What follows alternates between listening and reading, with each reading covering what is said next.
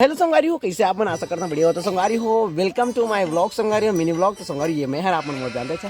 तो संगारी हो, आप मतलब बहुत दिनों बाद मैं बता संगारी हो, ये हरे मोर डोकरी। क्या बात कर रहे हैं? डोकरी मोलतिया एकदम अत्याचार माया करते, एकदम एकदम मूल्य मतलब है बासी भात साग सब ला छोड़ देते ना डोकरी। एक होई पियल एकदम त्याग देते। अगर ये मोला देखे नहीं ना तो एकर भात साग नहीं पचे ईमान से कर दई। सही कहा था ना डोकरी ना? गजब बेइज्जती है। देख ये मेरे कैमरा में भी सही सही बोल। मजा आया। हाँ ता डोकरी मोला बड़ मैं करथे ना मोली उपास रही थे हा ना डोकरी। जान दे देंगे इसके लिए। क्या बात कर रहे हो आप? तो इला इला भी ना बहुत ज्यादा हमारे घर के पसंद करथे और एदे मोर भांचल भी ये पसंद करथे। कली में मामी खोजे ना भांचा ये चुपचाप बैठे बेचारा देख सकते हैं। आई होकर मामी बनी है। हाँ मन तो ठान दर नहीं कर मामी बनी ना डोकरी।